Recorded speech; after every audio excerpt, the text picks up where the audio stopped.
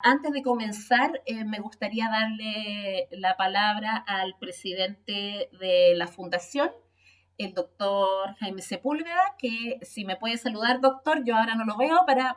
Aquí estoy, aquí estoy, aquí estoy. ahí está, doctor. Entonces, si usted nos puede dar sus palabras, doctor, antes de comenzar la entrevista. Muchas gracias, Mariela. Bueno, saludarlos a todos y a todas. Saludar a quienes van a estar hoy día como panelistas, a nuestro abogado Sebastián Bustos Urbina y también a nuestro doctor Álvaro Yáñez del Villar. Doctor Álvaro Yáñez es, bueno, presidente de la Agrupación de Médicos Mayores. Y además, eh, él ha sido merecedor con creces a la condecoración de honor del Colegio Médico de Chile.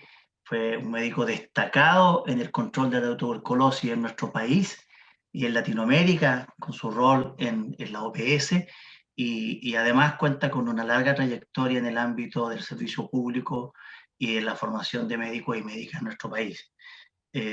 Yo quiero agradecerle al doctor Yáñez que esté con nosotros. Cuando Mariela decía nuestro Sebastián, a mí me nació del alma nuestro doctor Yáñez, digamos. ¿Ya? Yo en mi doble condición de dirigente del colegio y presidente de la fundación. Así que gracias a nuestro doctor Yáñez y a nuestro Sebastián por acompañarnos hoy día. Quiero a nombre de la fundación y del directorio que represento agradecerles.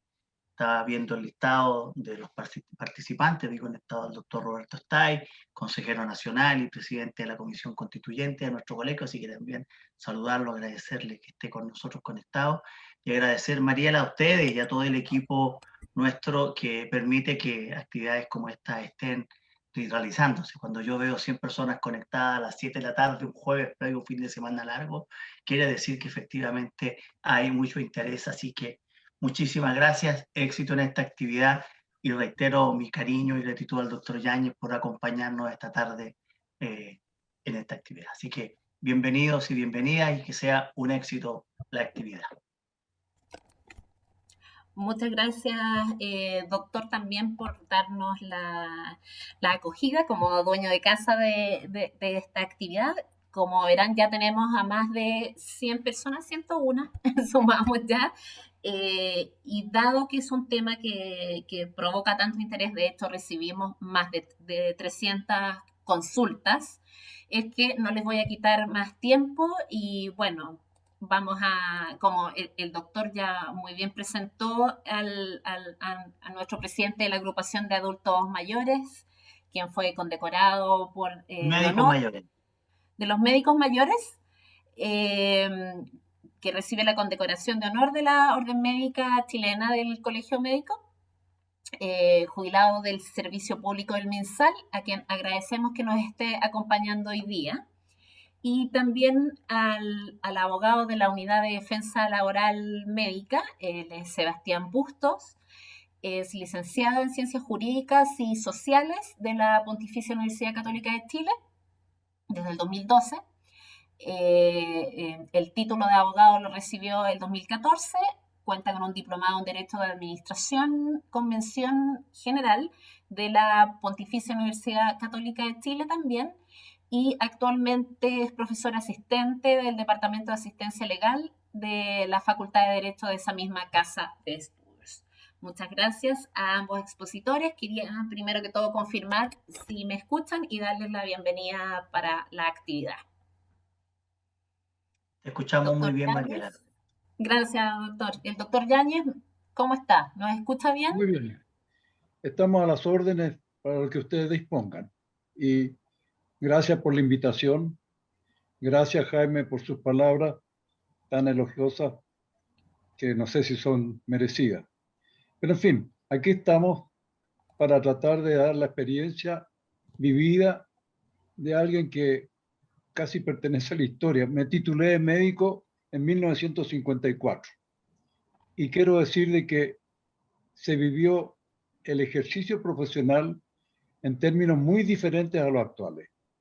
Y quizás sea bueno recordar algo de eso porque en la actualidad hay una complejidad, unos desafíos y una condición profesional muy distinta a la que me tocó vivir. y es la que comparto con mis colegas que integran la agrupación de médicos mayores. Ayer estuvimos en la tertulia hablando del tema y me ayudaron bastante para poder entregar alguna información y alguna visión de los temas legales a los cuales puede verse abocado un médico mayor que se retira o que ya se retiró. Y entonces, en la medida que vaya avanzando esta reunión, podré ir participando, a menos que ustedes quieran hacer ahora algún tipo de pregunta como para entrar en materia. Gracias, doctor. Sí, la verdad es que me gustaría comenzar con usted dándole la palabra, pero quería confirmar si Sebastián también nos escucha, si está conectado y estamos todos funcionando bien. Sebastián. Hola, buenas noches. ¿Cómo están todos? Saludos. Claro, acá como abogado de UELAM, con mucha honra. Eh, Estamos acá poniéndole el pecho a las balas y efectivamente este es un tema que genera mucho interés, efectivamente. Y estamos en una contingencia que es muy volátil, entonces efectivamente vamos a tratar temas que yo les voy a explicar. Algunos temas no vamos a poder tratar en esta reunión porque son temas previsionales que por ley, la ley 21.314, no nos permite referirnos todo lo que es esta asesoría previsional. Por lo tanto, tuvimos que excluir bastantes preguntas, pero el resto de las consultas que nos han llegado y sobre todo lo que es el bono postlaboral, esperamos que les sirva y sea una buena noticia para este fin de semana, para que empiecen sobre todo a llamar a sus contactos, a todos los colegas del doctor Yáñez que ya están retirados, que fueron funcionarios públicos, darles la noticia de que este año van a poder postular al bono postlaboral si se cumplen ciertos requisitos legales que vamos a ver durante la jornada. Gracias, Sebastián. Efectivamente, comentábamos cuando estábamos preparando la entrevista que cayó como anillo al dedo para la noticia que nos va a dar hoy día el abogado. Y antes de que él nos entregue esta información, queríamos muy a grandes rasgos, doctor Yáñez, primero nos gustaría como invitado darle la palabra para que desde su propia experiencia y la que tiene a través de la agrupación, cuáles son los conflictos que más habitualmente viven los médicos al final de su carrera o una vez que han jubilado. Doctor. Muy bien. Mire, yo creo que un antecedente es las condiciones y opciones de trabajo que se tenían a mediados del siglo pasado, entre los años 50 y 60 y 70. El gran empleador era el Servicio Nacional de Salud y alrededor de un 5 o un 10% de médicos reconocían que su ingreso no dependía del empleo en el servicio de salud, sino del ejercicio privado de la profesión. Aquí hay un primer punto que hace la diferencia con la actualidad.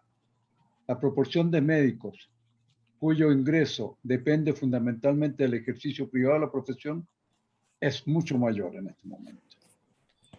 En aquella época, el tema del retiro estaba condicionado con la afiliación a las cajas previsionales. La gran caja previsional era la empleados públicos y periodistas. No sé por qué estaban metidos los periodistas ahí, pero en fin. Y era el gran Nos proveedor de gusta la meternos, previsión. doctor, ¿ves? Mire cómo me meto yo de pura metiche. ¿Cómo? No, le digo, como yo soy periodista, nos gusta meternos donde podamos, por eso yo creo que estábamos. Disculpe la Yo creo interrupción, pero era para lo que confirmar. pasa es que la profesión de periodista como profesión en aquella época era una actividad personal que no reconocía una afiliación y formación profesional. Después los periodistas comienzan a ser profesionales, hechos y derechos, y con todos los atributos que ellos significan. Pero en aquella época, cualquiera que escribía algo se autocalificaba de periodista, pero sí que tenían un lugar en esta caja de empleados públicos y periodistas. De tal manera que uno hacía su carrera de médico, y debo decirle que aquí surge una primera característica importante. La profesión de médico, la formación de médico es de una exigencia absoluta.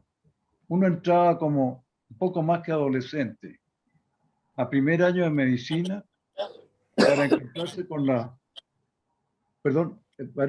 con las prácticas docentes de la época. Algunas increíblemente traumáticas. Y la exigencia de estudio era muy grande. En primer año, el primer contacto con la medicina que teníamos era comenzar a trabajar con un cadáver para comenzar a estudiar anatomía. Actualmente eso no ocurre. Comienzan a manipular algún modelo de plástico muy completo y muy bien hecho, pero ni pensar en enfrentarse con un cadáver. Y de ahí seguía la carrera por 7 años, a tiempo completo, de gran exigencia, y saliendo de eso uno se embarcaba como empleado del Servicio Nacional de Salud o de algunas instituciones.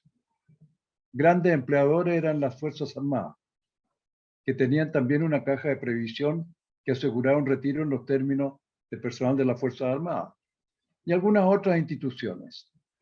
De tal manera que uno hacía su carrera sin preocuparse mucho de la previsión. Se suponía que la previsión iba a caer casi como un hecho natural.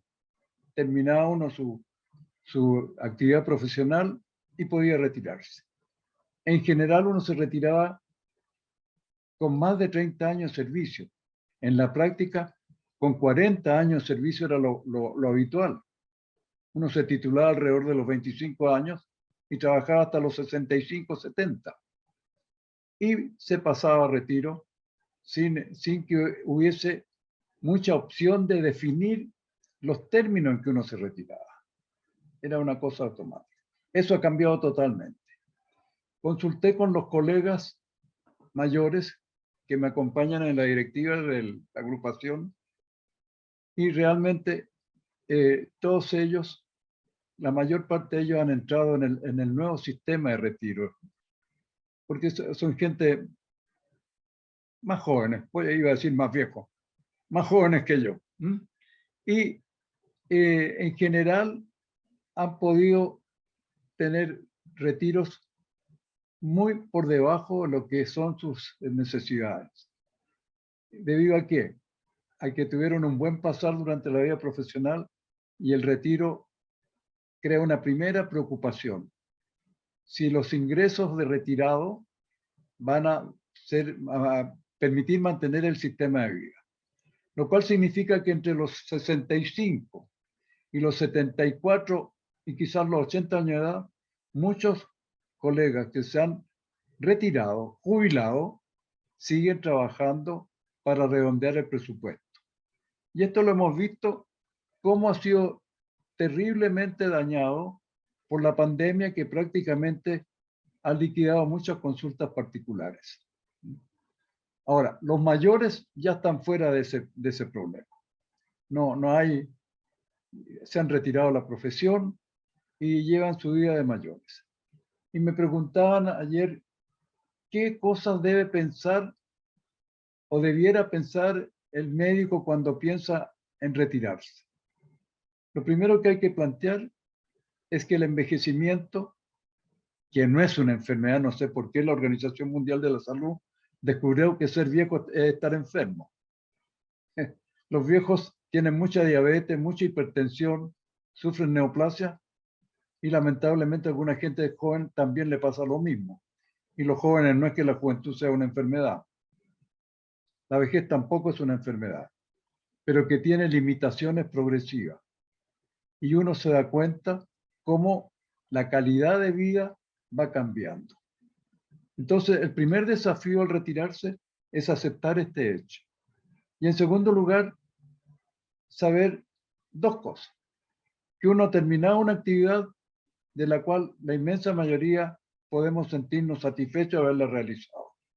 De haber cumplido un proyecto de vida que tuvo algún sentido, que tuvo utilidad, que fue beneficioso para una cantidad importante de gente, que pudo formar una familia, darle un buen pasar en general, y que descubre, además de esta satisfacción por el pasado, descubre que por delante hay tiempo disponible. Se ha accedido, y esto no todos se dan cuenta, se ha accedido a la libertad de poder escoger lo que quiere hacer con su tiempo libre. Y este es un tema que debiera cultivarse mucho como parte de la formación médica. ¿Qué hacer cuando cesa la profesión?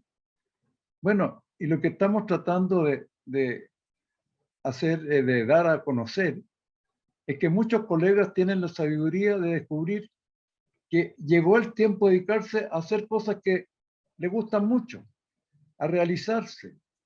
Conozco colegas que me dijeron, por fin voy a dedicarme a tocar el violín o la flauta como cosa que quería hacer muchas horas al día toda mi vida. Ahora la hago. Por fin voy a dedicarme a la fotografía. Qué bueno va a ser poder escuchar todas las óperas que sé que hay y que quiero escuchar. Qué bueno poder estudiar un poco de la historia de la medicina.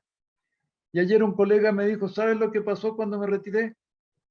Voy a poder seguir un curso de geología. Bueno, ¿por qué quería hacer eso? Porque me interesa conocer la historia de la Tierra, cómo se formó la Tierra, me dijo. Y lo paso fantástico. Otro colega es astrónomo aficionado. O sea, algunos colegas descubren rápidamente que el retirarse es una opción de cambio de estilo y calidad de vida. Pero hay otros colegas que no les pasa lo mismo. La ausencia del hospital, la ausencia del contacto con los colegas, el desafío que suponen los casos complejos que debe tratar. Se sienten como una pérdida cuando se retiran. Y yo he conocido profesores distinguidos de medicina que me dicen, oye, no hay qué hacer, me sobra el tiempo y no se me ocurre nada que hacer y extraño no seguir viendo enfermos. O sea que hay aquí un primer tema que es la actitud de vida frente a esto. Ahora, temas legales que pueden venir, que han tenido algunos de ellos. Curiosamente, revisamos y con otros compañeros de la directiva que hemos estado en eso como 15 o 20 años, recordamos pocos casos. Algunos temas que tienen que ver con posesiones efectivas y con derechos legales relativos a los bienes que puedan tener. Algunas situaciones de conflictos familiares que tienen la misma base. Algunos hechos que tienen que ver con ignorancia o descuido en el manejo de los propios bienes.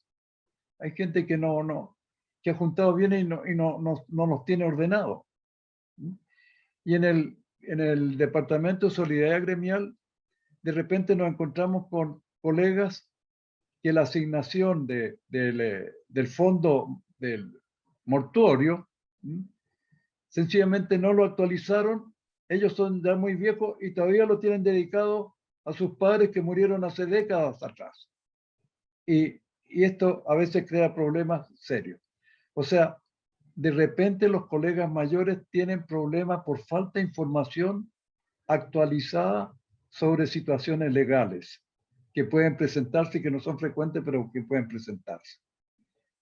Así que esa es la situación como la veo yo. Me ha tocado, por la edad que tengo, asistir a un cambio de escenario total. Pero el escenario actual, que a ustedes les interesa, a mí ya no me alcanza. Por suerte o por desgracia, no lo sé. Así que eso es lo que quería decirle en esta parte de mi participación. Muchas gracias, doctor Yáñez. Y la verdad es que justamente esperamos que este tipo de conversatorios sea un llamado de alerta o sirva educativamente para justamente recoger cómo prepararse frente a estos escenarios que usted describía. Y bueno, y una de las consultas, por supuesto, más recurrentes que recibimos tiene que ver con por qué en el título hablábamos de una diferencia entre lo que era la jubilación y el retiro, y luego en qué sentido, cuándo convenía acogerse al incentivo al retiro. Y con eso quiero darle la palabra al abogado de UDELAM, quien yo sé que además frente a estas preguntas preparó una bien completa presentación para aclarar este tema y entregar algunas noticias de mucha utilidad para ustedes. Así que, Sebastián, puedes compartir, si quieres, la pantalla. Gracias, Mariela.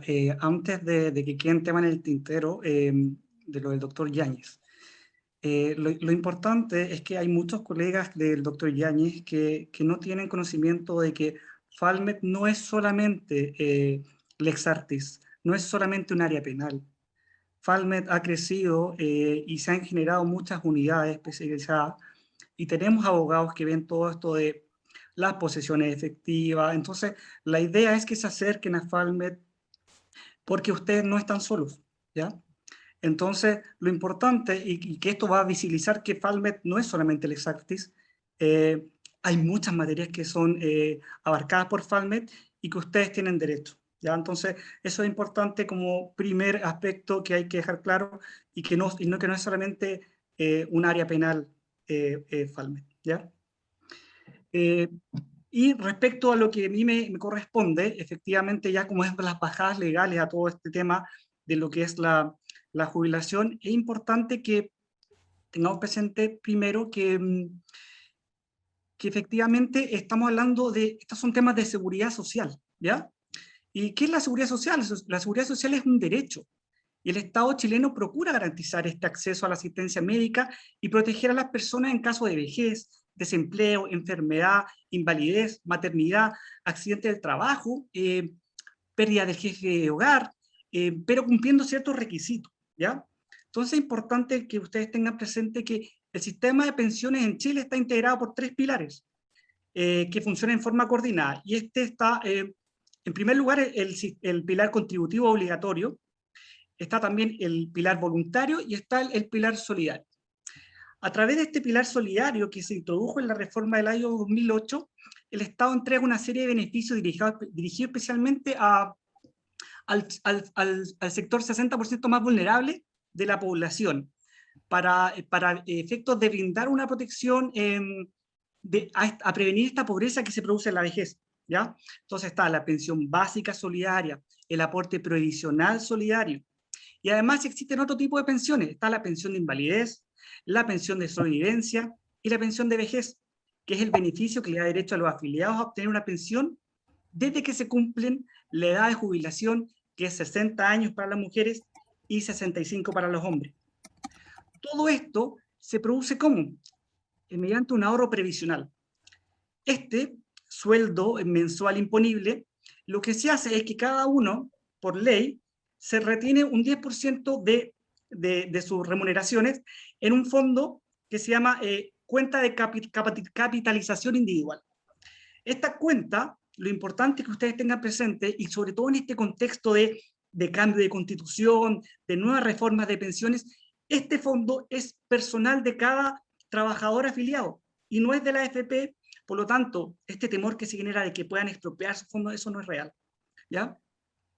Las administradoras invierten esa plata según los multifondos escogidos por el afiliado o los asignados por la ley si no elige un fondo, ¿ya? Estos fondos de pensiones, como le dije al principio, esto va a ser una mera referencia porque espero que podamos tener una charla de asesoría previsional, que estamos luchando por eso. Estos fondos de pensiones es un patrimonio constituido con todas estas cotizaciones, tanto obligatorias como voluntarias, que efectúan los trabajadores en sus cuentas de capitalización individual. Más depósitos de ahorros voluntarios, el aporte adicional y los bonos de reconocimiento que se hubieran efectuado. Esta ley, la ley, que es la 3.500, el decreto de ley 3.500, establece los tipos de instrumentos en los cuales se pueden invertir los ahorros previsionales de los trabajadores y así como las operaciones o contratos que se pueden celebrar, ¿ya? La ganancia de fondo no es fija ni tampoco lo determina la ley, sino que varía de acuerdo al rendimiento de las inversiones realizadas por las propias AFP. Por lo mismo, en este contexto de que estamos en una volatilidad de incertidumbre económica, es que han bajado tanto las rentabilidades de los fondos. Eso como a grandes rasgos es del sistema. Ahora, lo que yo tengo que hacer, la bajada y lo que se va a tratar mi exposición y es lo que hacemos sobre todo en UDELAM, es esta postulación al incentivo al retiro y el bono postlaboral, ¿ya? Entonces, voy a comenzar con la exposición. Me enseñaron a compartir pantalla, se aprieta acá. Y ahí se está compartiendo, ¿no es cierto? ¿Se ve? ¿Sí? Sí. Perfecto, ya. Entonces vamos al incentivo al retiro. Vuelvo a recalcar que esto es un beneficio que solamente está establecido para los funcionarios públicos, ¿ya? Que es como al gran factor que nosotros en UDELAM nos dirigimos, ¿ya? Pero sin perjuicio hay otras unidades específicas que ven otro tipo de beneficios, ¿ya? Pero como la gran mayoría de las preguntas iba relacionado a lo que es el incentivo al retiro y el bono postlaboral, es porque vamos a hacer esta presentación. ¿Qué es el incentivo al retiro? La ley 20.986, publicada en el año 2017, va dirigida a profesionales y funcionarios de las leyes tanto 15.076 como 19.664 de ciertos servicios de salud. Bueno, finalmente son servicios de salud o otros establecimientos de carácter experimental, ¿ya? Va dirigido a que alrededor de 3.000, ¿sí? Un segundito, me pregunta, ¿puedes, abajo hay una opción en la PPT para ampliar y Sí. ver la lámina completa? Abajo, ¿dónde? Dígame a dónde, porque esto es Abajo, lo que más allá, donde está como la pantallita con un pedestal. Estás compartiendo pantalla ahora. No, Me sale arriba, en me sale PowerPoint, abajo. en PowerPoint. En PowerPoint. Ah, ya en PowerPoint, ya, ahí sí. Vamos a PowerPoint y nos vamos a iniciar presentación entonces. No, abajo. No, para atrás de nuevo. Atrás. Abajo a la izquierda, Sebastián, donde dice... hay como Al lado donde está el signo menos, al lado donde está el signo menos. Ahí. Ahí. Clic. Ya, maravilloso. Muchas gracias. La tecnología tampoco es muy Desde fuerte, que yo pero no lo bueno. veía. Sí, bueno, son cosas que pasan y así por lo menos nos reímos todos de mí. Sigamos. Incentivo al retiro. Volvimos entonces. Ahí se ve mejor.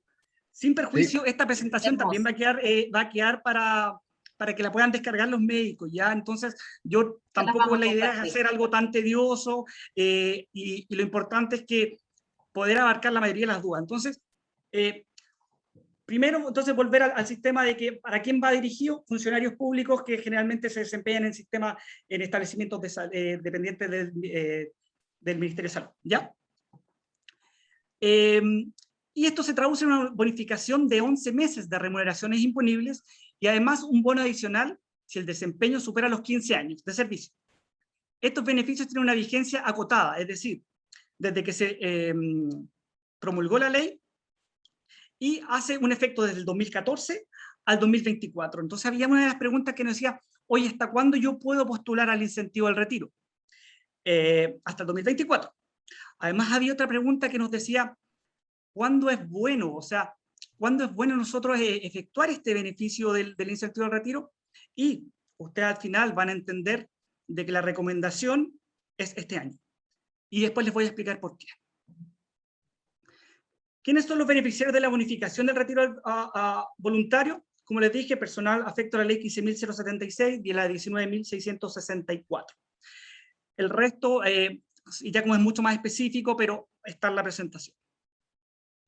¿Cuáles son los requisitos para acceder a la bonificación por retiro voluntario? Esto es importante. Haber cumplido o cumplir en el periodo de vigencia del plan de retiro los 60 años de edad en el caso de las mujeres y 65 en el caso de los hombres. Además, hacer efectiva su renuncia voluntaria a todos los cargos y al total de que sirven en conjunto los organismos de la cobertura del plan de incentivo al retiro en los plazos y según las normas contenidas en la ley y el reglamento. Hay una ley, hay un reglamento, pero hay una unidad de UDELAM que ve estas materias, o sea, tampoco ustedes se preocupen mucho, o sea, la idea es que ustedes están acercándose a esa edad, si bien los organismos de los establecimientos tienen sus sistemas de asesoramiento, lo que nosotros les aconsejamos es que acudan a nosotros para ayudarlos en este sentido. Y UDELAM se encarga de eso, así que le hacemos la pega, le facilitamos todo. Lo importante entonces es que estos profesionales deben renunciar a todos sus cargos, ¿ya?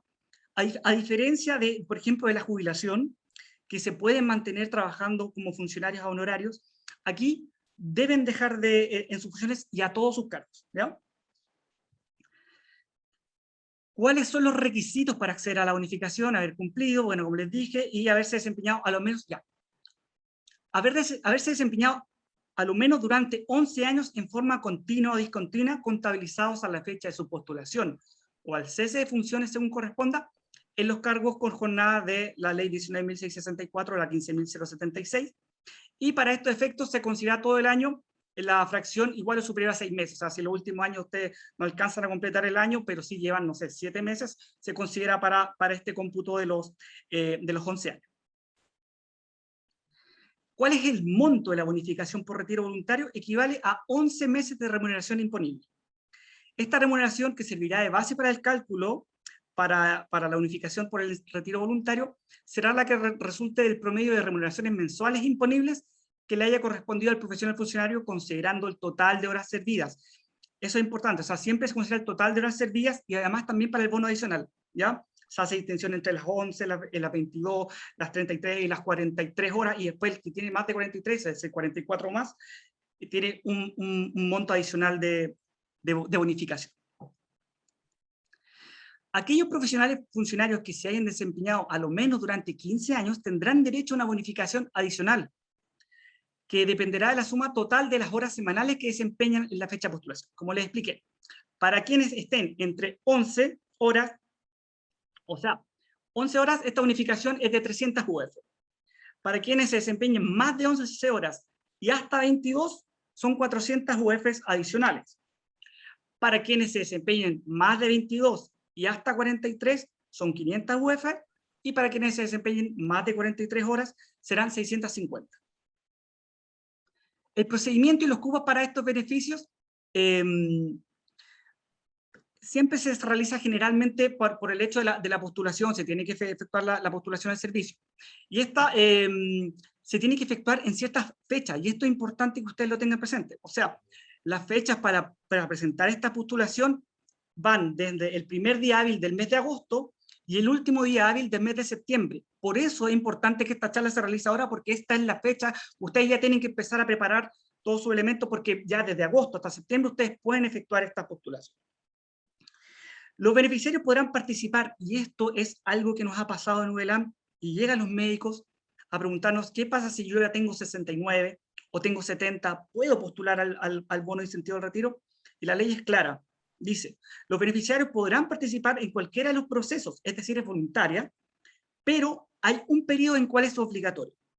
Este periodo es cuando ustedes tienen 68 años. Ustedes tienen 68 años, por ejemplo, y ustedes cumplen año en noviembre, cumplen los 69, ¿cuál es el periodo que ustedes tienen que postular? Este año, 2021, no el próximo año. Entonces, la interpretación que le han dado algunos dicen: bueno, yo el próximo año cumplo los 69, el próximo año voy a poder postular. Y no es así. ¿Por qué? Porque la ley establece que si ustedes superan los 69 años, ustedes renuncian a este beneficio. Por lo tanto, este año tienen que postular a aquellos que tienen 68 años o hayan cumplido los 69, ¿ya? Este año, no el próximo.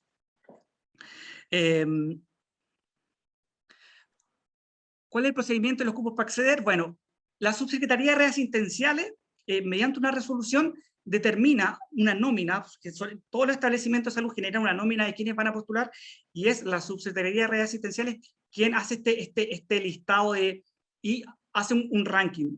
Y lo que va primero es la antigüedad, o sea, la edad que tiene, los años de servicio, las horas contratadas, y ahí se va haciendo una selección.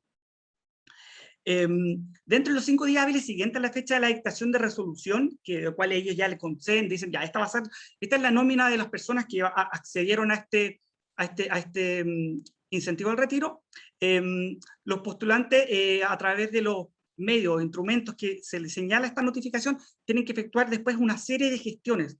Es decir, no solo con el hecho de ustedes postular ya tienen este derecho, sino que después se tiene que ratificar esta decisión, porque efectivamente hay muchos doctores que nos han llamado y nos dicen: oye, ¿sabes qué? Quiero postular el incentivo al retiro. Ya, postulan, tengo, no sé, un médico que tiene 65 años, 66 años, pero después como que se arrepiente. ¿Qué pasa con ese arrepentimiento? O sea, no, ¿pierde el incentivo al retiro? No, no es así. O sea, tú tienes el derecho a arrepentirte una por vez, a arrepentirte una sola vez, pero ese arrepentimiento no puede durar más allá de los 69 años, como le expliqué recién. O sea, hay rangos que ustedes no pueden pasar allá.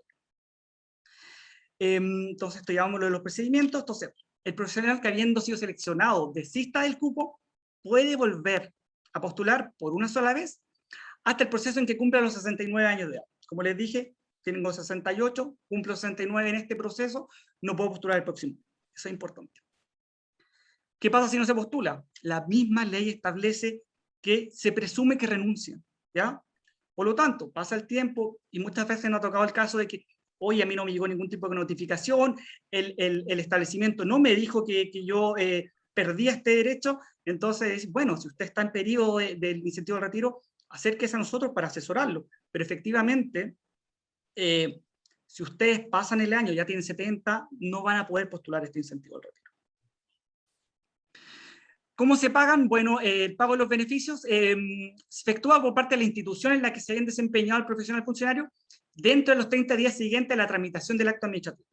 Tengo que hacerles presente, eso sí, que la tramitación del acto administrativo a veces dura mucho más de 6 meses. O sea, no es algo, porque había otra de las preguntas que se nos hacían, oye, ¿cuánto se demora? Tengo muchas expectativas en este incentivo al retiro, y la idea es que se planifiquen que esto no es algo automático y está retardando alrededor de 6 a 8 meses de este pago, ¿ya? Y aquellos que tengan dificultades con el pago, pueden acercarse también a nosotros porque nosotros podemos gestionar o tratar de agilizar este tipo de pagos, ¿ya?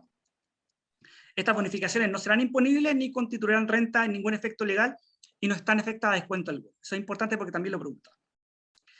Este es un tema bastante interesante y que este año tampoco se aplica. ¿Cuáles son las inhabilidades o incompatibilidades que generan quienes están sujetos a este incentivo al retiro?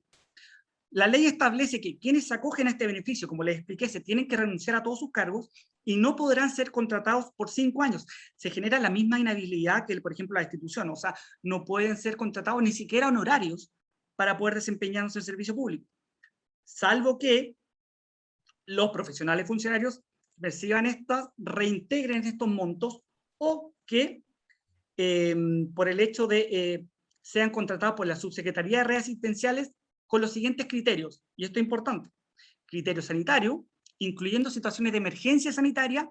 ¿Y por qué les digo esto? Porque efectivamente lo que se está aplicando actualmente es este criterio sanitario. Se vuelve a contratar muchos funcionarios que ya se habían acogido al incentivo al retiro para hacer cargo de esta contingencia nacional, ¿ya? Y ellos no están obligados a hacer esta devolución y está totalmente ajustado a la ley porque la ley establece esta excepcionalidad. Y no obstante lo anterior, hay funcionarios que podrán celebrar estos contratos por el artículo 24 de la ley 19.664, que se establece en los especialistas de llamada, ¿ya? Eso es como a grandes rasgos, pero como les digo, esto lo podemos tratar caso a caso en otra reunión y ustedes se comunican con UDELAM y nosotros les podemos resolver estos temas. La guinda de la torta, y lo importante de esta charla, por lo menos en la parte de jurídica, es anunciar el bono postlaboral. Y por eso les dije que esta es una situación excepcional. Primero, ¿qué es el bono postlaboral? Es un beneficio previsional establecido en la ley 20.305, que busca mejorar las condiciones de retiro de los trabajadores del sector público y municipal que tengan una tasa de reemplazo igual o inferior al 55%. Importante saber que la tasa de reemplazo se determina al dividir la pensión líquida por la remuneración líquida promedio, ¿ya? ¿En qué consiste este beneficio? Consiste en el pago de un bono mensual de 75.154 pesos. Este es el valor que nosotros calculamos al año 2021, ¿ya? Este bono se paga en cualquier modalidad de pensión, retiro programado, renta vitalicia, y es por toda la vida del afiliado. Ustedes me dicen, bueno, pero yo ya me retiré, yo ya me acogí al incentivo al retiro, nunca tuve conocimiento de esta situación, así que yo, como se dice, pasó la vieja. Y no es así. ¿Por qué?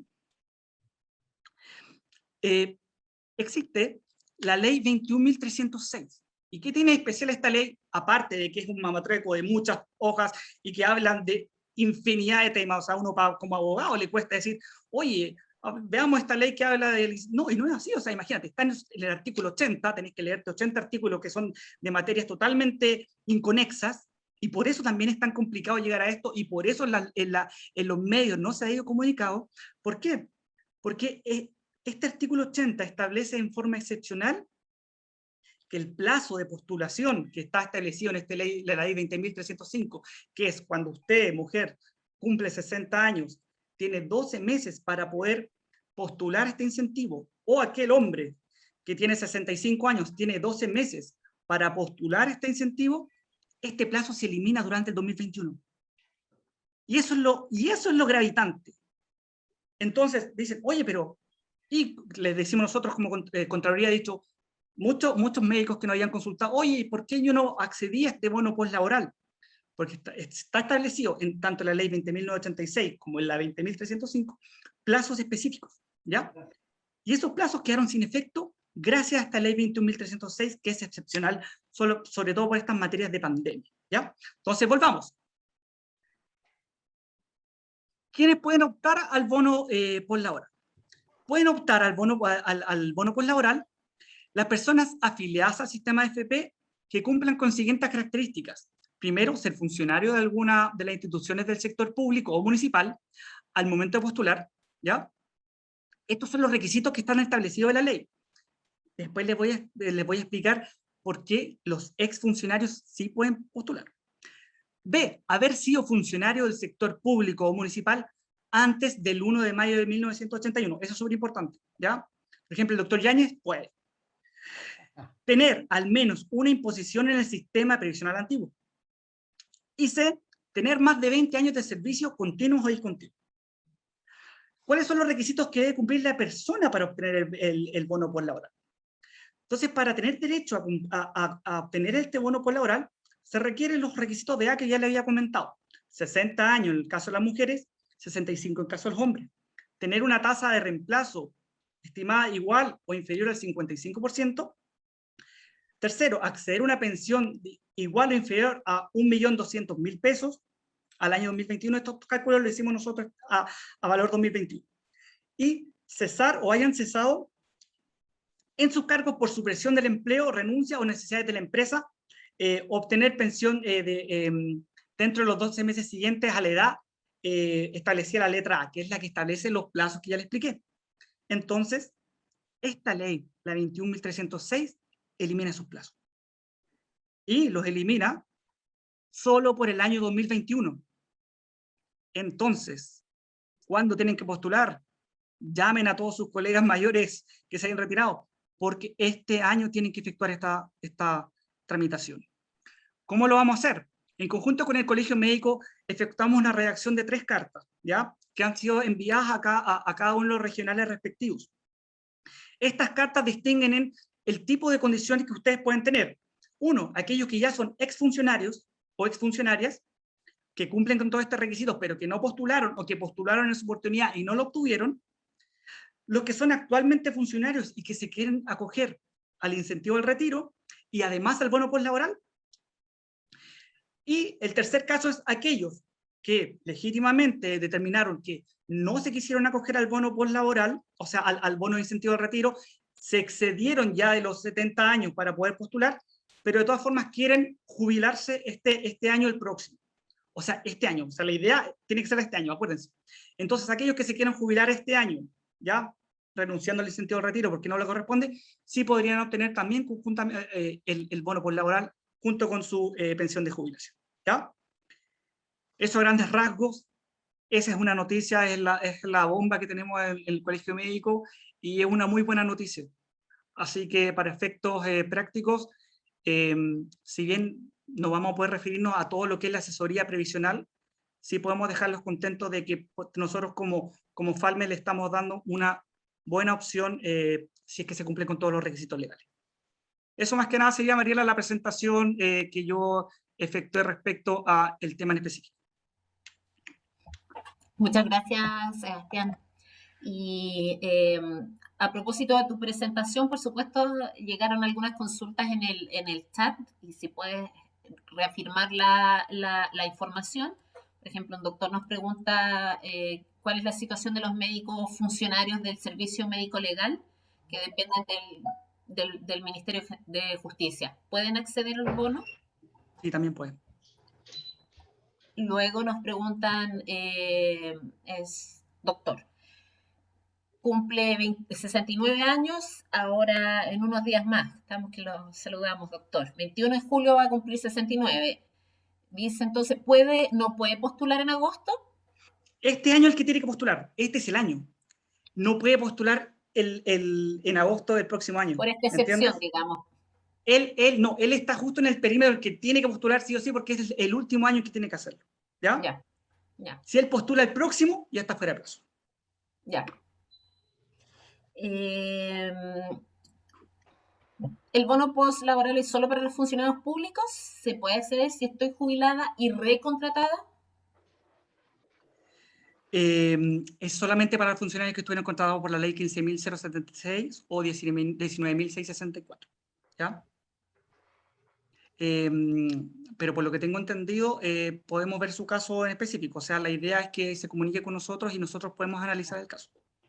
Ya. Esa es la máxima. Seguramente van a haber casos sí, por muy supuesto. O sea, la idea es que siempre, incluso, aunque ustedes digan, pucha, ya no, esto no, a mí no se aplica, de todas formas se comuniquen con nosotros porque nosotros podemos ver otro tipo de beneficios que podía de todas formas acceder. Perfecto, sí. Vamos a recoger las consultas que han ido llegando en el chat, las vamos a derivar y a ver si requieren alguna asesoría más personalizada. Muchas gracias, Sebastián. Sin duda, el hecho que estén llegando tantas preguntas es porque el interés en el tema, por supuesto, es tremendo. Y lo que nosotros queremos comentarle, dado el interés, bueno, por supuesto que vamos a compartir con ustedes esta presentación. Vamos a dejar... les vamos a enviar cualquier información que subamos a nuestro sitio web a quienes se hayan inscrito en la charla y esperamos poder tener una segunda presentación para si quedaron algunos temas pendientes. Nos va quedando todavía un espacio para seguir conversando y quería también entrar a aquellos médicos que estaban a honorarios. Sebastián, nos consultaron cómo funciona la modalidad de jubilación para ellos. A ver, el personal contratado en horario hay que hacer una distinción, ¿ya? Efectivamente, recién el año 2019 se empezó a generar un tipo de protección respecto a este tipo de personas que están contratados en horario y se genera la obligación de cotizar a los contratados en horario, ¿ya?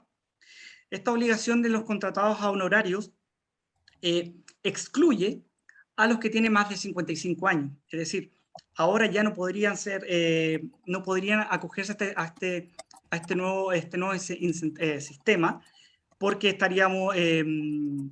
no estarían con cobertura hacia adelante, pero efectivamente, por lo que tengo entendido, sí igual existe un apoyo previsional respecto a estas personas, o sea, pero lo que tengo que yo explicarles es que efectivamente lo que establece por lo menos la página de lo que es la AFP, la página de afp.cl, el trabajador que emite boletas de honorario,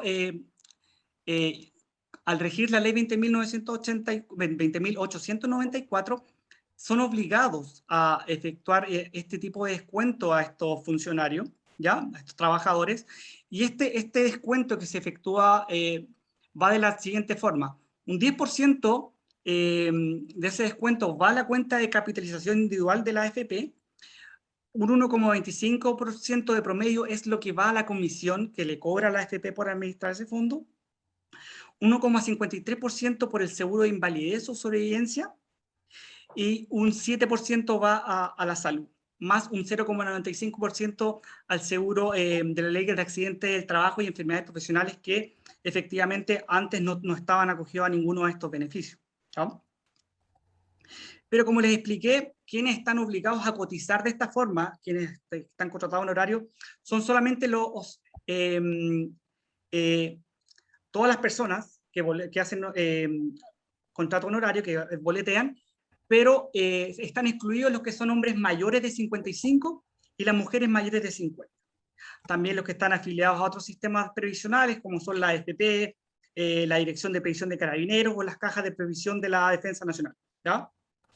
Eso sería como grandes rasgos la respuesta que yo podría darle, o sea, pero podemos canalizar en todo caso su pregunta y la idea es que me hagas llegar para darle una respuesta más acabada respecto al tema, ¿ya? Gracias, Sebastián. Y bueno, y continúo con algunas consultas un poco como pimponeo para dar cierta orientación. Un médico nos pregunta cuando se tienen dos empleadores y requiere jubilar, ¿cuáles son los requisitos? Si tiene que jubilar al mismo tiempo con ambos o no necesariamente. Para mí también. Sí, viene un bombardeo para ti, Sebastián. La idea es que hagamos participar al doctor Yáñez, porque si no... Pero efectivamente, o sea, como les explicaba, tenemos que establecer que tanto los médicos como los abogados somos de esas profesiones que se llaman liberales, ¿ya? Entonces existe esta libertad de trabajo. Entonces nosotros, si bien nos podemos jubilar respecto de ciertos cargos, podemos seguir manteniéndonos trabajando en otros ámbitos, ¿ya? Entonces está el sector privado, que si ustedes tienen distintos cargos en el sector, por ejemplo, privado, ustedes pueden, claro, seguir trabajando porque está la jubilación, pero ustedes pueden seguir contratados a honorarios en otros lugares. Entonces, ahí hay que hacer la distinción, ¿ya? Distinto es el sector público. En el sector público uno está generalmente por cargo o distintas leyes, está la 15.076 o la 19.664, y para efectos de hacer la jubilación, o como lo mismo pasa con el incentivo al retiro, se tiene que efectuar respecto de todos los cargos, ¿ya? Porque esa es una de las causales de término de la relación con el servicio. Entonces, a usted al jubilarse se calcula este monto de jubilación respecto de todos los cargos a los cuales ellos tenían, ¿ya? Espero haber resuelto la inquietud. ¿Jubilación asistencial obliga a jubilación académica? No, en ningún caso no. O sea, imagínate, uno tenía profesores de una edad, pero efectivamente que ya legendaria, y eso nunca los va a obligar. Y esa, de hecho, uno como alumno siempre va a agradecer la experiencia que nos pueden brindar en todo ámbito profesional. Un médico extranjero nos consultó si hay diferencias en la jubilación para los profesionales extranjeros. No existe ninguna diferencia. Tenemos los mismos derechos que los extranjeros, nacionales y extranjeros. Gracias, Sebastián. Queremos ahora pasar o concentrarnos en las preguntas que recibimos respecto a cuál es la mejor edad, si pudiese decirse, para retirarse. Y nos preguntaron si existía una normativa oficial que indique cuál es la edad de retiro del médico. Y primero le quería dar la voz al abogado y al doctor Yáñez después me gustaría consultar, porque una cosa es la normativa y cuál es la experiencia, nos preguntaban en datos, más o menos a qué edad es la que los médicos empiezan a retirarse del ejercicio público y si hay diferencias con el ejercicio privado. Legalmente, los plazos que están establecidos son 60 años para las mujeres y 65 años para los hombres, que es la edad desde que se pueden jubilar, ¿ya? No existe ningún tipo de obligación que se pueda imponer para efectuar este término de la relación, ¿ya? Distinto es que se den conductas, que se acuerden, por ejemplo, el sistema, o sea, el código del trabajo, se acuerde la salida, o que se determine algún tipo de pérdida del funcionamiento respecto a cierta materia o especialidades, por ejemplo, la cirugía, en las cuales pueden acordar que ya no se sienten capacitados para poder efectuar algún tipo de labor, pero legalmente no existe ningún tipo de establecimiento de edad para poder efectuar esta terminación o culminación de las labores. Por tanto, no se le puede obligar a un médico de cierta edad a que se retire, digamos. El sector público no, ¿ya? no se puede obligar. Y claro, en el sector privado siempre va a haber este tipo de situaciones complejas, o sea, que generalmente se llegan a negociaciones. O sea, de todas formas hemos tenido casos de clínicas que les impiden efectuar este tipo de atención en los box, pero ahí también hay que entender cuál es el tipo de contratación que tienen, ¿ya? Entonces, claro, también hay que resolverlo. Pero hay conductas que nosotros podemos considerar que ya existe una relación laboral, entonces, por lo mismo, o sea, nosotros tenemos áreas especiales especificadas sobre este tipo de conductas que nosotros podemos defenderlo y podemos decir, esta relación que efectivamente está como contrato de honorarios es una relación laboral y usted dándonos el caso o informándonos de la situación, nosotros podemos pelear en sede laboral en el cual tenemos derecho a mayores indemnizaciones, o después ver que hay actitudes que pueden ser consideradas arbitrarias y ilegales y efectuar las acciones respectivas para que cesen en esas funciones y terminen este hostigamiento de parte del empleador y él poder manteniéndose en su lugar de trabajo. Doctor Yáñez, me gustaría darle la palabra para ver su opinión. Sí, el tema lo conversamos alguna vez en la agrupación y realmente a partir de las edades que se han señalado, puede jubilar cuando haya situaciones que el propio médico, por una autoevaluación de sus capacidades y de sus intereses, decide jubilar. Ahora, la carrera, la profesión es muy variada y tiene exigencias también muy distintas. Naturalmente, hay la situación de médicos que hacían turnos y que a partir de cierta edad se les concedía el derecho a conservar su cargo sin seguir haciendo turno de noche. Cumplido 20 años de servicio en urgencias, por ejemplo, que indica una consideración que ciertas características del trabajo deben respetar algunos límites de la edad, porque la edad va imponiendo condiciones distintas a lo largo de la vida. Luego, en algunas prácticas médicas, la autoevaluación de las propias capacidades hacen que el médico decida cuándo se retira. Tenemos casos de oftalmólogos, por ejemplo, que en un momento dado dicen, dejo de operar, pero sigo atendiendo consultas, porque tiene el dominio técnico, la capacidad, conocimiento, experiencia para seguir ejerciendo en forma útil. Y hay muchas otras condiciones. Y yo tengo colegas contemporáneos, o sea, nonagenarios, 91, 92 años de edad, que siguen atendiendo su consulta privada. Tan lucios, tan claros, tan al día. Hacen clases de su materia. O sea, no hay un límite que diga hasta aquí trabaja. Pero las instituciones privadas, las clínicas, establecen en sus contratos iniciales la posibilidad de que para algunas actividades, especialidades, le ponen límite de edad. Y yo he conocido un par de casos de gente muy dolida que sencillamente, junto con felicitarlos por cumplir años, le dijeron, bueno, doctor, doctora, el próximo mes quisiéramos disponer de su espacio porque usted terminó su contrato con nosotros. Y es una cosa traumática, pero que está establecida. Así que este es un terreno abierto.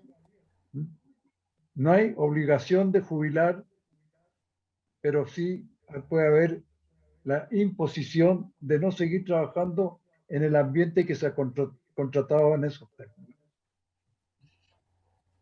Gracias, doctor.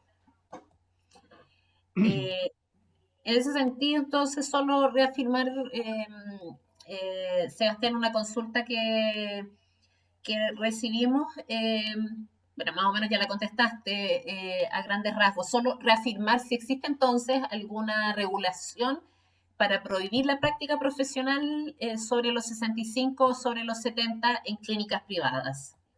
No hay ninguna ley que permita efectuar ese tipo de discriminación arbitraria.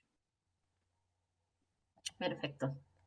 Entonces va a depender del contrato. Va a depender más que nada de las facultades del médico, eso es lo primordial. O sea, yo no puedo decir que una persona a los 70 años deja de ser apto para efectuar sus labores profesionales.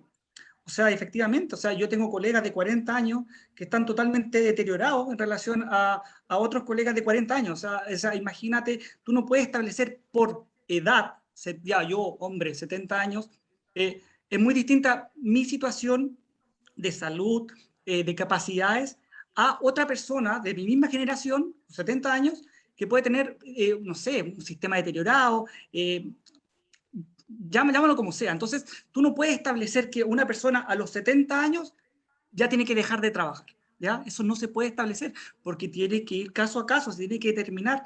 Entonces, la ley no puede decir, poner hasta, usted puede trabajar solamente hasta esta fecha, sino que se establece el parámetro del desde. O sea, desde los 60 años de las mujeres, desde los 65 de los hombres, ¿ya? Pero no un hasta, porque eso va en contra de tu derecho constitucional de la libertad de trabajo.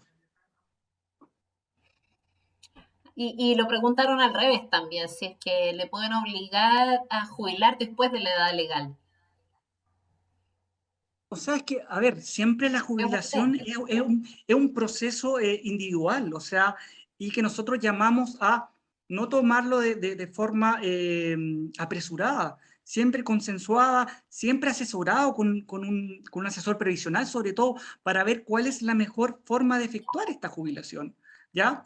Yo en el caso legal los invito a decir, si ustedes están en la edad que ya podrían jubilarse, y me dicen, ¿cuándo conviene más efectuar esta jubilación? Claro, yo les puedo decir legalmente, por este bono por laboral, por el incentivo al retiro, este año sería lo más adecuado, tanto en relación a estos beneficios como los beneficios que podemos tener en la proyección de rentabilidad de los fondos. Pero efectivamente, yo como no soy un asesor previsional, me gustaría que ustedes se asesoraran para tomar esa decisión, que es una decisión que va a afectar por muchos años más, si Dios lo permite. Gracias, gracias Sebastián, sí. Doctor, y en ese sentido, según la experiencia que usted pudo recoger o que ha podido recoger con la agrupación, eh, ¿qué recomendaciones le daría a médicos más jóvenes para prepararse frente a la jubilación? Como venía diciendo Sebastián, no es una cosa que se haga de un momento a otro, sino que la recomendación es prepararse. ¿Qué recomendaciones más precisas podría dar usted según la experiencia? Lo primero, después de lo que he escuchado, la primera recomendación es que se asesoren con quien domina el tema, o sea, que vayan donde el señor Bustos y sus colegas y hagan todas las preguntas. Yo creo que esa es una cosa que debe saberse que se puede hacer y que es conveniente que lo hagan. Lo segundo, lo que partí diciendo, el cambio de condición de vida impone un contrato de trabajo que se ha mantenido durante 40 o más años para pasar a una condición de que pasa a disponer de su tiempo, hace necesaria una preparación de actitud mental, de aspiraciones, de deseos, que para llenar el tiempo que resta y darle, como alguien dijo alguna vez con mucha sabiduría, el tema no es los años más que uno va a vivir cuando llega a cierta edad. El tema es qué calidad le va a meter a esos años. Y la calidad es mantenerse activo intelectualmente, desarrollar las cosas que no se podían hacer, preocuparse de su condición física, no lo había mencionado, pero es sumamente importante. La vida, la profesión muchas veces obliga a situaciones sedentarias en extremo. Y una de las cosas que más daño hace es una vida sedentaria y que se cobra en la vejez. O sea, entrar a preocuparse de sus cuidados de salud. No porque esté enfermo, sino porque tener el bienestar que permite una vejez saludable y activa. Esa sería una tercera recomendación para hacer. Y luego verificar cómo andan sus asuntos patrimoniales y de nuevo saber que como médico existe un organismo que le pueda ayudar a resolver todos los problemas, dudas y preguntas que tenga al respecto. Y luego, lo último, reconstruir y conservar sus redes sociales. cuando uno trabaja en la profesión médica, tiene una red social riquísima. Yo algún tiempo conocí a muchos médicos menores que yo cuando yo trabajaba, porque tuve la suerte de ser ayudante alumno de cátedras, ayudante docente de clínicas y tener que propagar, promocionar e instruir sobre un programa de salud. O sea, conocía a mucha gente, tenía una red social. Hay que decirle al médico que se retire, cuide, conserve y reestructure su red social. No se quede solo en la vida. La soledad es de las peores compañeras de la vejez que podíamos encontrar. Eso. Gracias, doctor. También nos consultaban, según la realidad chilena, las posibilidades de reinserción que tienen los médicos. ¿Qué opina usted? Después que se han jubilado, digamos, de seguir cumpliendo otras funciones, otras tareas. Cuando uno termina de trabajar y se jubila y lo hace a una edad relativamente temprana, desde el punto de vista mío, 60 años es una muy buena edad temprana. Hay toda una opción por delante. De hecho, yo jubilé el año 81, no porque quisiera jubilar, sencillamente porque se suprimieron una alta proporción de cargos del Ministerio de Salud. No fue por razones políticas, fue por razones administrativas, funcionarias, según el criterio de los interventores del Ministerio de la época. O sea que me suprimieron el cargo y eso me permitió jubilar a una edad muy joven. Tenía 50 años en aquella época.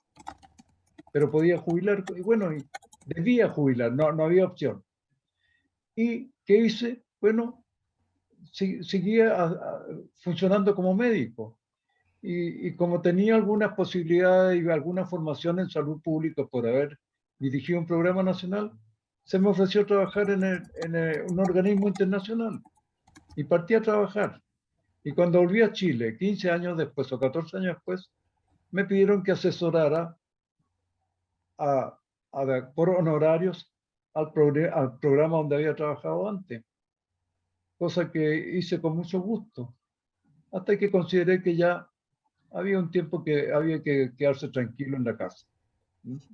Hace algunos años atrás, por algunos problemas de salud que dije yo, si voy a aceptar un contrato y voy a pasar pidiendo licencia médica, no estoy para eso. Así que decidí dejar de trabajar. Me retiré. Pero encontré en el colegio médico un campo abierto para seguir desarrollando actividades, moviéndome y manteniéndome activo, que es el consejo que yo le daría a cualquier persona que llegue a avanzada edad. Trate de mantenerse activo, porque manteniéndose activo va a tener una vejez más saludable. Así que eso Doctor, es lo que puedo decir. vio una consulta no es una consulta, un comentario de una colega suya que dijo, la jubilación tiene que ver con depresión o tiene que ver con el origen del concepto, con júbilo. ¿Qué le podría decir usted? Yo creo que el retirarse no necesariamente resulta ser una situación de júbilo, de alegría.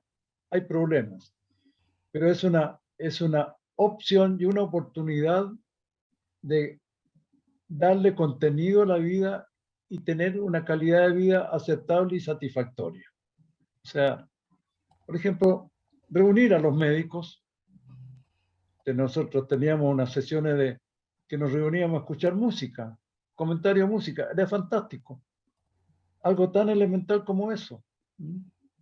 O sea que no es que estemos juntando gente que está media triste y deprimida y contando sus desgracias personales, no. Tiene que ser positivo, abierto, interesante, atractivo. Y saber que el colegio médico tiene la posibilidad de ofrecer un espacio de encuentro, espacio en lo físico y espacio en lo social de encuentro. Es barato, y a la gente mayor puede ser de extraordinario agrado contar con ese recurso. Doctor, y bueno, y con estas preguntas vamos a ir dando paso ya al cierre y a las conclusiones de la entrevista. Quizás de ahí, doctor, aprovechar la oportunidad de que usted mencione cuáles son las actividades que desarrolla la agrupación, cómo pueden acercarse, y no sé cómo lo han hecho para funcionar en estos tiempos de pandemia. Bueno, el nombre de agrupación no es indiferente. Nosotros tratamos de reunir y de convocar a la gente. Ya he repetido bastantes veces, el aislamiento y la soledad son factores negativos, son elementos patógenos, pueden enfermar. Y esta pandemia realmente nos ha golpeado en la esencia de nuestra capacidad, de nuestra actividad, porque a nosotros nos gusta reunir la gente. ¿Qué actividades podemos hacer y qué hacíamos? Hacíamos talleres de música, talleres de pintura, teníamos buenos médicos, pintores, que hay un montón y excelente. Tuvimos hasta un curso de astronomía con visita en la noche al Cajón del Maipo para tener la oscuridad absoluta y mirar por algún telescopio algún planeta distante. Hay gente entusiasmadísima. Hay yoga. También hemos hecho exposiciones gracias al Colegio Médico, que nos entregó un espacio en la sede del Colegio Médico. Teníamos un salón donde se realizaron numerosas exposiciones, presentaciones de música en vivo. Es fantástico escuchar un video musical, pero es tan fantástico como eso es ver a 5 personas produciendo música. Incluso llevamos alguna vez un conjunto de música hindú, música india, que no eran indios, eran chilenos, pero que tocaban con instrumentos de India. Fantástico. O sea, y le preguntamos a cada persona que se incorpora, ¿qué interés especial tiene usted que le gustaría compartir con otros colegas? Y si juntamos 3 o 4 personas que les gusta hablar de filosofía, ya tenemos una actividad. O sea, la actividad no es que la generemos los que somos los directivos. La actividad surge de los intereses de los propios miembros de la agrupación. Eso es lo interesante. Y en este momento se están formando agrupaciones a lo largo de todo Chile de médicos mayores. Como que los procesos tienen su momento y parece como que llegó el momento que la agrupación de médicos mayores Colegio Médico está cobrando existencia, está cobrando presencia y está haciendo un trabajo que es útil y que no requiere presupuestos especiales. Y ahí podemos recoger inquietudes de todo tipo, incluso seguramente hay inquietudes legales y jurídicas, y sabemos que existe un instrumento disponible. Y con el doctor Sepúlveda, con Jaime, hemos conversado mucho cómo podemos asegurar para colegas que están en una situación de precariedad, que otro tema, atención de salud y ayuda solidaria que se puede entregar oportunamente porque creemos que es un deber. O sea, hay muchas cosas que hacer en la agrupación para contestarle a la persona que hacía esa pregunta. Depende de quiénes lleguen a ella lo que se hace. Doctor, ¿y cómo se pueden unir a la agrupación?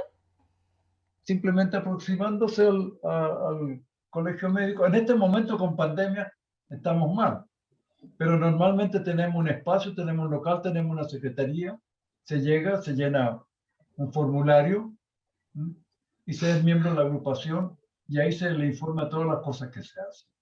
O sea, pasando la epidemia yo creo que vamos a poder volver con muchas ganas de juntarnos porque todos tenemos ganas de vernos de nuevo en forma presencial, no a través de la pantalla. Gracias, doctor. Efectivamente, nos echamos de menos. Antes de terminar, por favor, yo quisiera que me mandara todo lo que se dijo ahora, porque hay que informar sobre algunas cosas que van a ser muy bien recibidas por algunos de los colegas más jóvenes de la agrupación de médicos viejos. Toda Sí, la por gente que está supuesto, doctor. entre Hay los muchas 65 y los 74 años yo creo que va a estar muy interesada en algunas de las cosas que se han dicho acá. Sí, efectivamente, doctor, el video va a estar a disposición del canal de YouTube de Falmed, que lo repetimos, Falmed Comunicaciones. Nos han pedido la PPT, Sebastián, supongo que no hay problema en que quede también a disposición de los médicos. Ningún problema. Y la consulta al doctor Yáñez, si pueden ser personas que no sean médicos, porque hasta a mí me interesó meterme al grupo de la asociación con esos carretes que se mandan, yo feliz me uno. Nosotros somos bastante abiertos y realmente cualquier persona que tenga interés en participar entra. El requisito que tenemos son médicos colegiados, pero también hemos recibido médicos no colegiados. Tenemos un arquitecto que se entusiasma mucho en las reuniones. En fin, doctor, yo creo que uno de los principios de la organización es estar abierto a la comunidad. Y yo creo que el Colegio Médico puede mostrar cosas en eso. Nosotros ahí en Esmeralda hemos tenido contacto con centros culturales de la zona de Santiago Centro y con un instituto de formación técnica también. De tal manera que los alumnos de ese instituto podían hacer sus presentaciones de graduación, sus exposiciones, otras cosas en el local. Hemos tenido magníficos conciertos por la gente de la Facultad de Bellas Artes que han llevado conjuntos corales, en fin. Yo creo que el colegio tiene que estar abierto a la comunidad. El colegio médico tiene que mostrar una cara social y cultural que la posee y que a veces como que la gente ignora que la pueden tener los médicos. Así que estamos en eso. Muchas gracias, doctor, y a través suyo a la agrupación. Antes de terminar, también le quería dar un minutito la palabra al abogado para que nos dé las principales ideas, fuerzas que hemos conversado hoy día. Algunos médicos se sumaron al final, así que si le puede solo dar el tips y la recomendación. Y luego le quiero dar la palabra al doctor Jorge Lastra, que él es el encargado de docencia de la fundación, y finalmente le vamos a dar unas palabras de cierre al presidente de la fundación, el doctor Jaime Sepúlveda. Por favor, Sebastián. Bueno, palabra al cierre. Como les expliqué en la exposición, el bono postlaboral solamente se va a producir en este año, el 2021, para todos aquellos que fueron o que sean exfuncionarios ya de los distintos servicios que ya explicamos.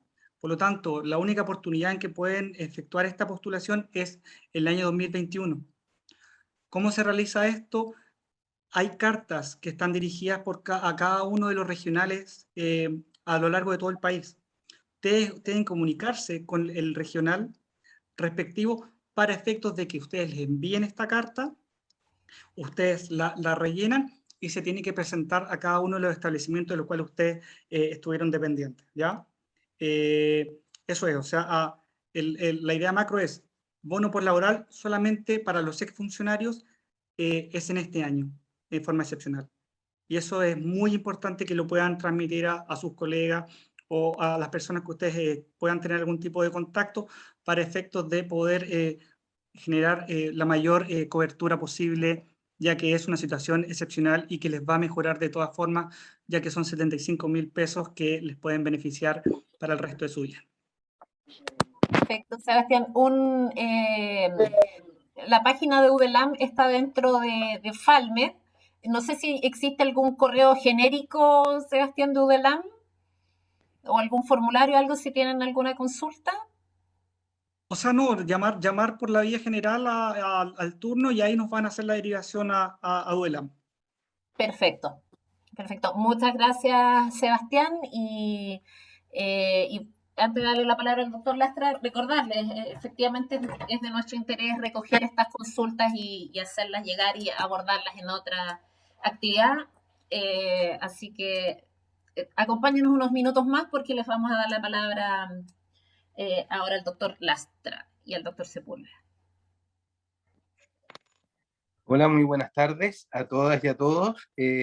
En realidad, bueno, yo soy parte del equipo de docencia de Falmer y bueno, quería felicitarnos, yo creo, por esta iniciativa que ha tenido tan alta concurrencia.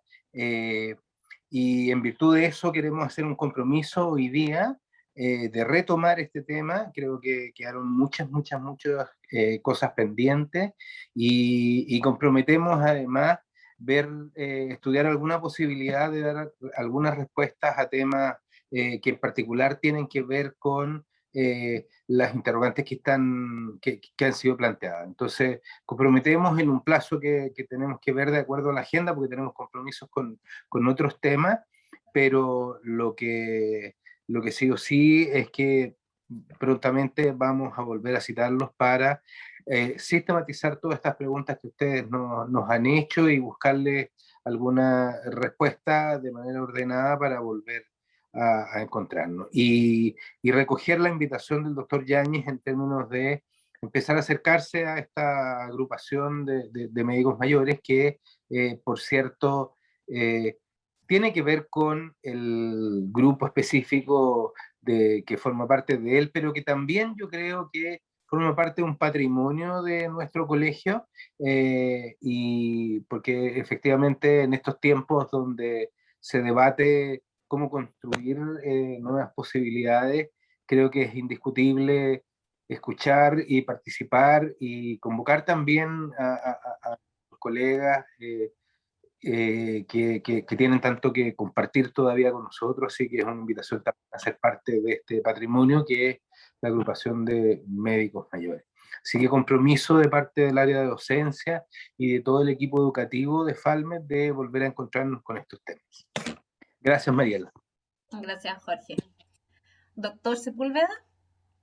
Gracias, Mariela. Bueno, agradecer la participación de Sebastián. Escuché con atención su presentación, efectivamente muy atingente y cada vez estamos más cerca. Así que muchas gracias, Sebastián. Agradecer al doctor Yáñez su participación. Yo la verdad es que no escondo mi admiración y cariño por el doctor Yáñez porque conduce desde hace un tiempo con mucho entusiasmo y entusiasmo escucharlo a la agrupación de médicos mayores. Permítanme también saludar a Doris Orfanopoulos, que la veo conectada. Trabajamos hace un tiempo atrás. Gusto de verte, Doris. Saludar al doctor Juan José de la Torre, padre, nuestro presidente del Consejo Regional Valparaíso, el doctor Ignacio de la Torre. El doctor Francisco Albarracín, médico de mi natal Chillán. Alguna vez me tomó una radiografía, no se debe acordar, pero gracias, doctor. Por ahí no lo veo en este momento, pero gracias. Vi que escribió. A nuestro gerente Felipe Benavides y a todo el equipo Falmer por esta excelente actividad. Contarle un par de noticias antes que nos despidamos. El doctor Yáñez lo mencionó, les invitó. Nosotros desde el Fondo de Solidaridad Gremial, donde me corresponde ser tesorero, solicitamos a todos los consejos regionales que se creara un representante del fondo en los consejos regionales. ¿Para qué? Para estimular la participación, entre otras cosas, de los médicos mayores. Nosotros sentiríamos que es un tremendo logro que en todos los consejos regionales exista una agrupación de médicos mayores. Por lo tanto, desde el Consejo Nacional y la mesa directiva que me toca integrar, cuenten con nosotros.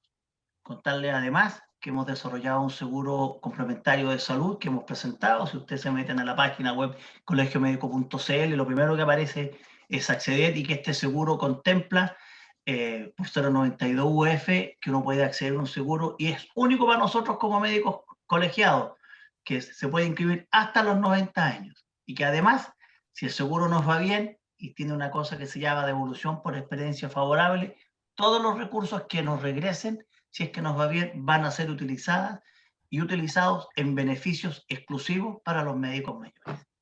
Y tercero, contarles una buena noticia.